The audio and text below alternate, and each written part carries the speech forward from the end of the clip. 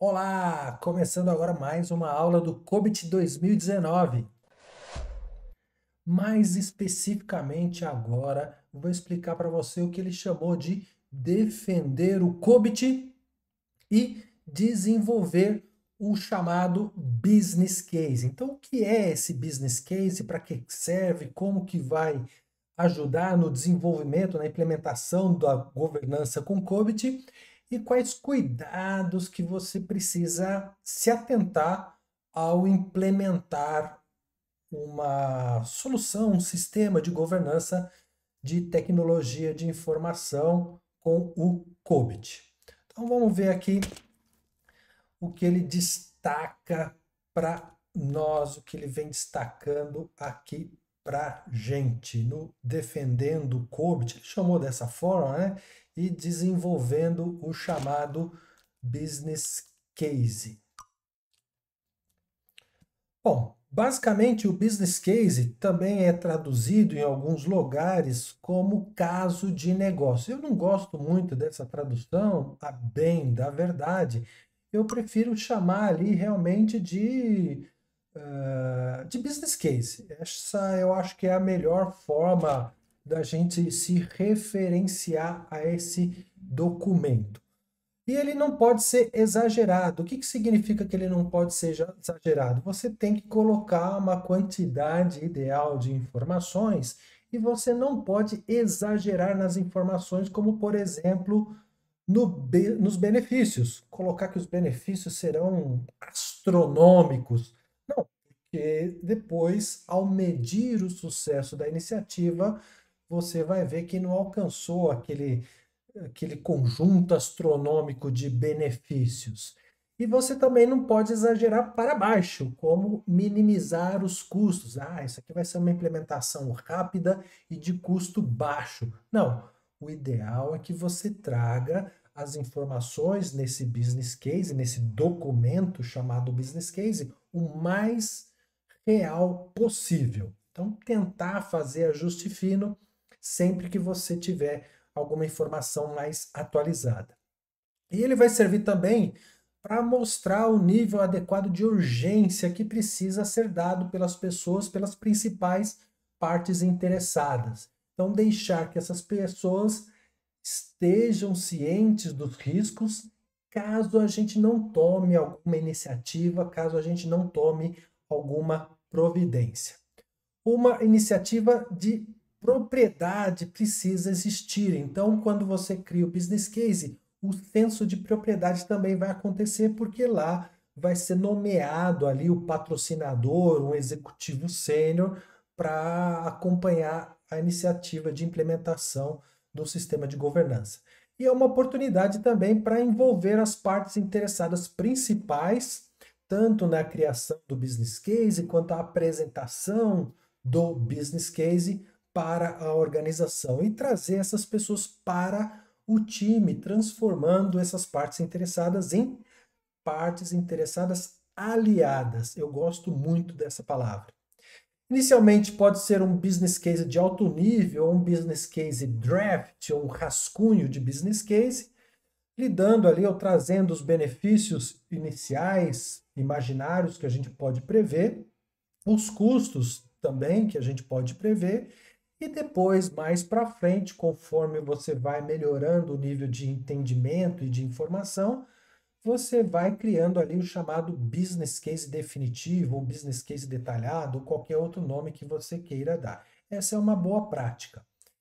E é uma ferramenta valiosa, disponível para gerenciar, dar orientação para a criação de valor nas iniciativas de governança. Então é muito importante que ajuda a dar o direcionamento ali para as pessoas em relação ao propósito, aos objetivos principais da nossa iniciativa de implementar. Ou seja, por que a gente está agindo e quais as consequências do não agir caso a gente não faça nada e continue desenvolvendo as coisas da mesma forma que a gente vem desenvolvendo e trabalhando. Deve conter no mínimo. É claro que cada organização aí vai defender os campos ou as informações que estarão disponíveis ali naquele documento, formato, forma de apresentação, meios onde a gente vai registrar essas informações, tudo isso é livre. Mas, no mínimo, precisa ter um sumário executivo, mostrando o histórico da organização e algumas informações do que a organização está sofrendo, um histórico, um background, mostrando ali os principais pontos críticos que nossa organização sofre, riscos, perdas, enfim, desafios das áreas de negócio e contendo nesses desafios uma análise de gap, uma análise entre os desejos que as áreas de negócio precisam e o que elas estão recebendo hoje, ou seja, o vazio, esse gap, essa lacuna. E os principais objetivos das áreas de negócio. E também, nesses desafios, listar as alternativas que as áreas de negócio têm e também alternativas que a área de tecnologia pode contribuir, pode ajudar para preencher essas lacunas, preencher esses gaps. Também é interessante já colocar uma solução proposta. É claro que, novamente, cada forma de trabalho ou cada boa prática vai defender um conjunto mínimo de informações, e aqui no ISACA, no COBIT 2019, ele já fala, ó, já vamos trazer uma solução proposta aqui, e já, inclusive, se você já conseguir delinear, como ele delineou aqui, uma fase 1 de pré-planejamento, uma fase 2, onde vai ter a implementação do programa de fato, o escopo do programa, ou seja, o nível de abrangência, a metodologia a ser utilizada e como a gente vai manter o alinhamento do programa, as entregas que o programa pretende fazer ao longo do tempo e se já tiver uma ideia de datas, marco para essas entregas seria interessante também, os riscos principais que o programa pode enfrentar, as partes interessadas chave, uma análise de custo-benefício, ROI, retorno sobre investimento ou qualquer outro indicador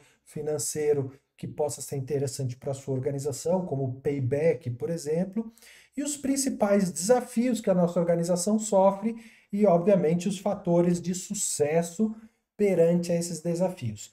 E o Isaac, olha só que legal, no COBIT ele já traz para nós uma série de desafios e como que você pode ultrapassar esses desafios, como que você pode vencer essas barreiras que geralmente acontecem na grande parte das organizações. Então, por exemplo, desafios nessa primeira coluna temos a incapacidade de obter e manter apoio para os objetivos de melhoria, ou seja, a gente vê uma série de possibilidades de melhoria, mas de alguma forma a gente não consegue obter o apoio das principais partes interessadas.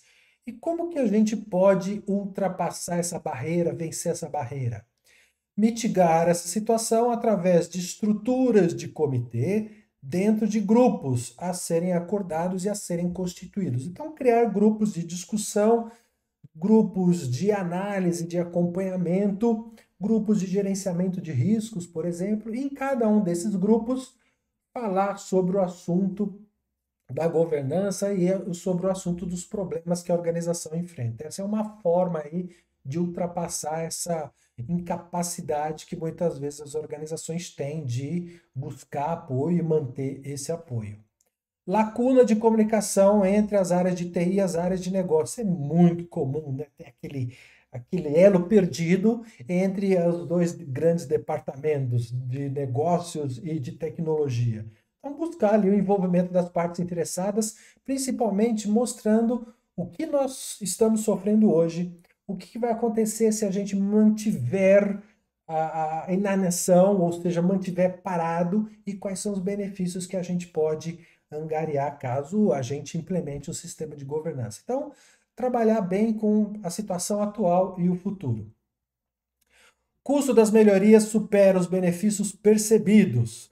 Então, manter um foco ali na identificação de benefícios, porque muitas vezes existem benefícios subliminares, benefícios que a gente acaba não percebendo muito claramente. Então, foque nos benefícios, você vai conseguir descobrir uma série de outros benefícios e traga esses benefícios à luz da discussão dos grupos. falta de confiança e falta de bom relacionamento entre a TI e a empresa. Então, concentrar-se nas interfaces de negócio e numa mentalidade de serviço, de uma mentalidade de prestação de serviço. Concentrar-se também no planejamento de capacitação das mudanças, ou seja, como é que eu vou facilitar com que essas mudanças possam acontecer e garantir que o diretor de tecnologia mantenha a credibilidade e a liderança na construção de confiança e das relações entre os diversos departamentos. Isso vai ser fundamental. Falta de compreensão do ambiente da Acme pelos responsáveis pelo programa de governança. Acme é um exemplo que ele traz ali no livro. Então, dentro do livro, nesse capítulo especificamente, ele traz uma série de cenários que são os desafios que a empresa está passando e como que essa empresa poderia ultrapassar essas situações. Então, aplicar uma metodologia de avaliação que seja consistente e que a gente possa mostrar o resultado dessa avaliação, como uma avaliação de maturidade, por exemplo, ou uma avaliação de capacidade, conforme a gente mostrou ali no capítulo onde a gente avalia os níveis de maturidade dos processos e dos focos, das áreas de foco. Desafio: a TI em modo de combate a incêndios ou não priorizando corretamente e sendo incapaz de se concentrar na governança. É muito comum o departamento de tecnologia e muitos outros departamentos, a bem da verdade, ficar correndo atrás do rabo e não conseguir se planejar, se estruturar para pensar estrategicamente. É exatamente esse desafio que ele está comentando aqui. Fatores críticos e como que a gente pode se planejar. Aplicar boas habilidades de liderança, obter assistência externa como uma consultoria e aplicar uma disciplina mais rígida sobre o gerenciamento das solicitações de negócio. Então, botar um pouquinho ali de rigor para não ficar aquela situação do tipo pastelaria e as pessoas vêm pedindo e a gente não consegue se planejar e vai atendendo. Bota ordem na casa para ter tempo hábil da gente se planejar e trabalhar de uma maneira estruturada.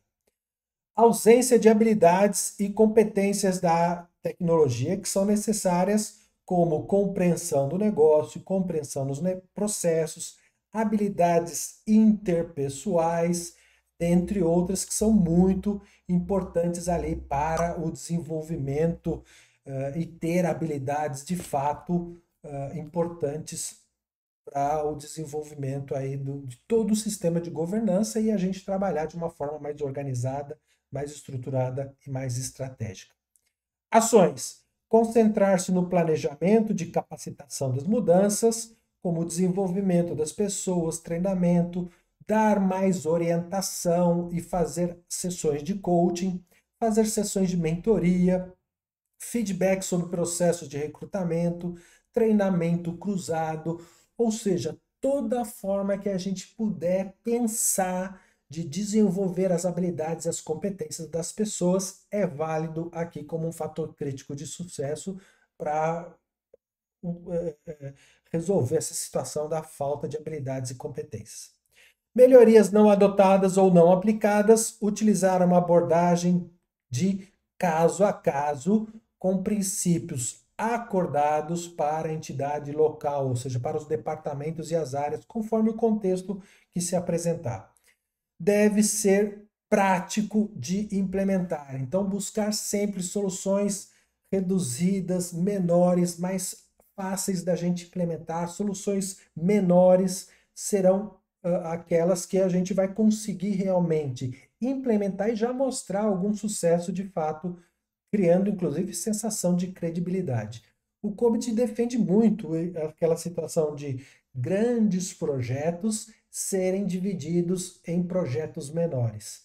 O ganha-ganha cria aquela sensação de vitória, de atividade concluída e faz com que as pessoas tenham credibilidade e aquela sensação de sucesso, de dever cumprido. Eu falo bastante isso no curso profissional de alto desempenho. No COBIT 5, inclusive, ele deixava bastante claro que as grandes iniciativas, ou seja, os grandes projetos, deveriam ser divididos em projetos de, no máximo, projetos de 6 meses. Benefícios difíceis de serem mostrados ou de se aprovar as iniciativas. Então, identificar métricas de desempenho que vão facilitar a exibição e a comprovação de que aqueles benefícios foram alcançados de fato.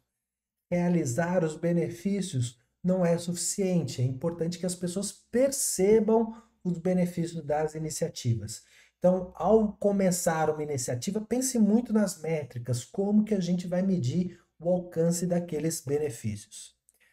Perder o interesse, perder o impulso, perder a vontade de fazer alguma coisa e de melhorar de fato. E, de fato, muitas organizações começam iniciativas e, por conta dessa situação, desse grande desafio, acaba perdendo o impulso, acaba perdendo o desejo, acaba perdendo a vontade pela iniciativa e ela acaba morrendo por inanição. Então, construir um compromisso em um nível de grupo de pessoas, de equipes ou departamentos e incluir realmente a questão da comunicação, dar clareza em como essa iniciativa está percorrendo, está sendo desenvolvida e os benefícios que a gente busca alcançar com aquela iniciativa. Isso vai ajudar bastante. Na próxima aula, vamos falar sobre o COBIT 2019 e o alinhamento do COBIT com outras normas, outros padrões. Quais são essas normas, quais são esses padrões, quais são esses regulamentos, ok? Então, um grande abraço e até a próxima aula.